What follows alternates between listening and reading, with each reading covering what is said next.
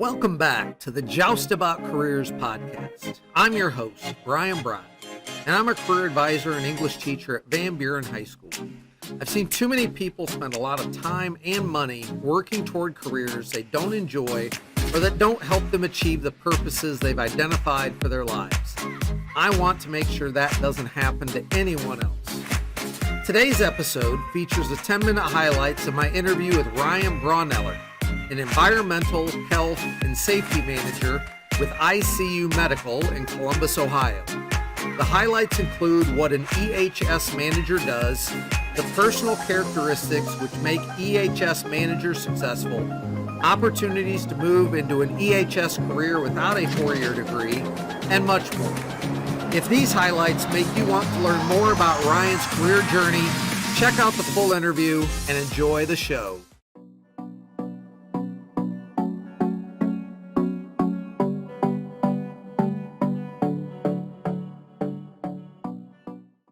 We have a pretty wide variety of job tasks that we do, but ultimately we basically implement and any OSHA regulations, anything with the EPA, we're implementing that within our work environment, whether that may be construction, that could be manufacturing industry, which is what I'm familiar with, but anywhere that has some sort of OSHA regulation that applies to them, that is kind of what we do. We implement the rules and regulations and do the best at that, which is always a little bit more challenging than most people may think, but we're trying to keep people safe as much as possible.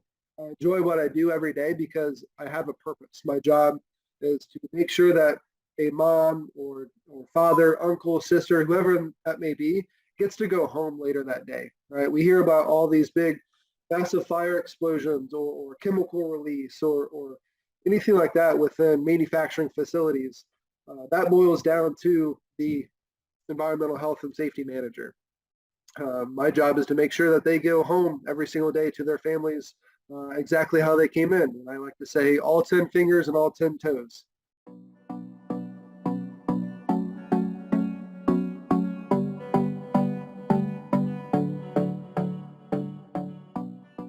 I met with some advisors, and they actually introduced me to the ESOH program.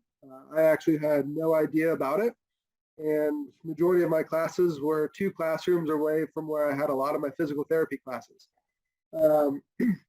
That's just because it's a pretty small program. It's actually an accredited program and nationally recognized within our nation, and so I had some meetings with the advisors and then eventually the dean of that program, and it interested me. My classes were relatively small. Maybe some of my specialized classes maybe had 10 to 15 people in them, where some of my maybe larger general education classes maybe had 30 to 40, but very specialized, very small program. I think I may have graduated with maybe 25 to 30 people in my program.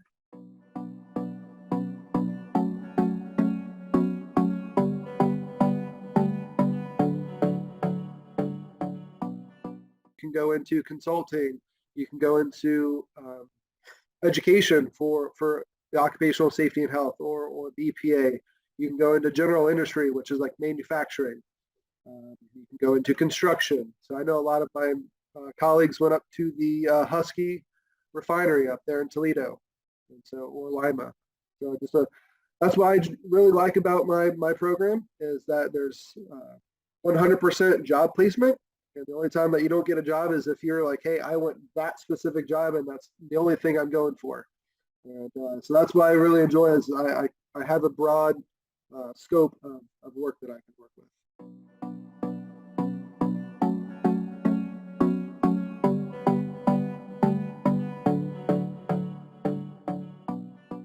Moving down to Columbus, you get a wide variety of different people, right? Different nationalities, different ethnic backgrounds.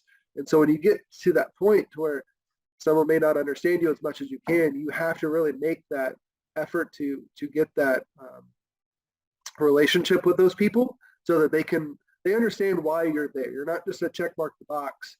You really are looking after them for their own safety and the safety of the others around them. Having a direct report, giving them that proper training, like, hey, you may not be very good at this. I'm going to get you into these training classes through the Bureau of Workmen's Comp, just getting them up to speed. And if he ever wants my job, he can take my job kind of thing if I ever go somewhere else. So I'm his coach every day. He's never had a safety position before. He's 2 years into it. I actually got the job in the midst of COVID. And so I'm just making sure every day he's not just doing stuff. He's doing it with a purpose, and he's helping out the program. So I enjoy that. I enjoy having somebody to coach every day and give them projects and watching them grow.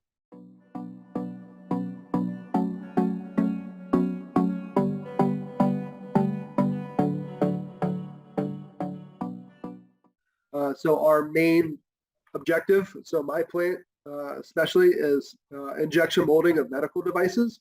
We actually have some product, so we call this airway. All right, so you've noticed this within a hospital. They make a lot of cock stops for blood transfusions. I don't know the medical terms for it, but basically just anything that's plastic, right, that goes into medical equipment, we have the ability to make.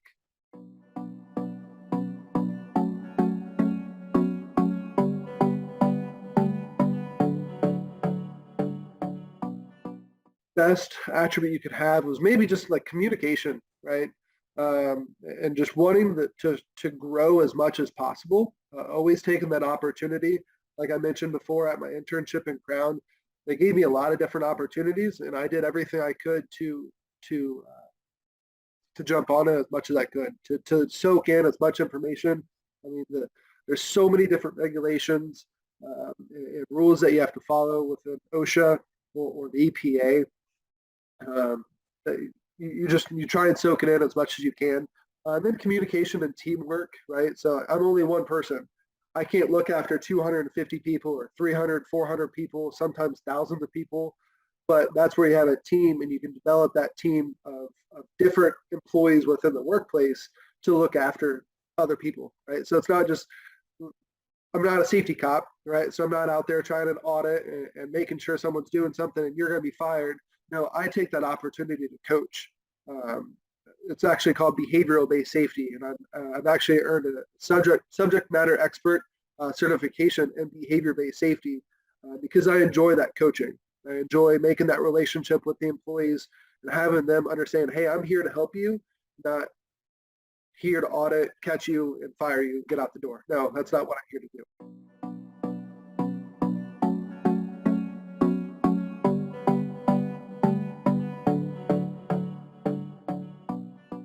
That's another thing that I really enjoy about this, the opportunity that I have here in ESOH. Is it more difficult? Yes.